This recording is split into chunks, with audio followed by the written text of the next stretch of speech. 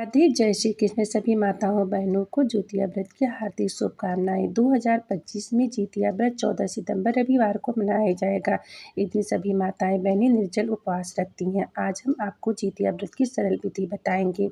सर्वप्रथम एक चौकी पर आप स्वच्छ आसन बिछाएंगे। आसन के ऊपर आप भगवान श्री गणेश की और भगवान विष्णु की प्रतिमा रखेंगे। उसके बाद 3 पत्तों पर आप जीमूत भगवान, चीलों और सियारों को स्थापित करेंगे। यहाँ पर हमने पान के पत्ते पर स्थापित किया है। आपको अगर तुरई के पत्ते मिल जाते हैं तो आप उस पर भी इन्हें स्थापित कर सकती हैं। यहाँ पर हमने एक पत्ता और रखा है। यहाँ पर हमने जितिया को भी रखा है। सर्वप्रथम हम भाव रूप से सभी को स्नान कराएंगे। स्नान कराने के बाद हम तिलक करेंगे। हमने लाल चंदन से भगवान विष्णु को, श्री गणेश को और जीमूत भगवान को तिलक किया है। उसके बाद चीलों सियारन को हम सिंदूर लगाएंगे। सिंदूर लगाने के बाद हम सभी को वस्त्र रूप में कलावा समर्पित करेंगे। हमने यहाँ पर जीमूत भगवान को कलावा समर्पित किया है और यहाँ पर चीलों और सियारों को और भगवान विष्णु को जनेऊ समर्पित किया है। गणेश जी को भी जनेऊ समर्पित किया है। उसके बाद हम सभी को प्रसाद चढ़ाएंगे। प्रसाद में यहाँ पर देखिए काले चने चढ़ते हैं। यहाँ पर भीगे हुए हमने भीगे हुए चने रख दिए हैं।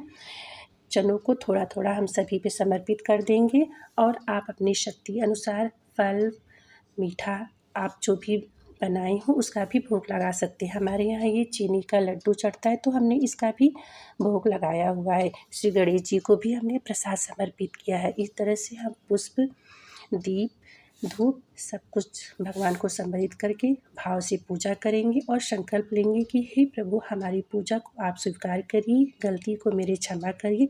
इस तरह से करके हम पुष्प छोड़ देंगे। और यहाँ पर देखिए हमने दक्षिणा रखी है कि पूजा में कोई भी कमी हो तो वो पूरी हो जाए। करने के बाद हम हाथ में पुष्प और अक्षत लेके कथा करेंगे। कथा करने के बाद हम आरती करेंगे। आरती करने के बाद 3 बार वार देंगे। इस तरह से हमारी पूजा पूर्ण हुई। हमने इस पूजा में कलश नहीं स्थापित की है। आप कलश स्थापना करके भी पूजा कर सकती हैं। और ये जो हमने यहाँ पर जितिया रखा है इसे अगले दिन ही पहना जाता है।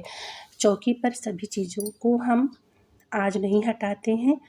आप अगले दिन ही आप चौकी पर हटाएंगे और प्रसाद को आप परिवार में बांट सकती हैं।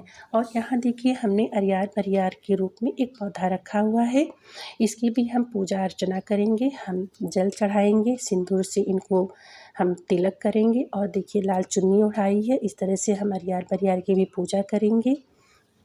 बताते हैं कि जितिया व्रत में अरियार परियार का बहुत महत्व है और यह पूजा प्रदोष काल में ही होती है।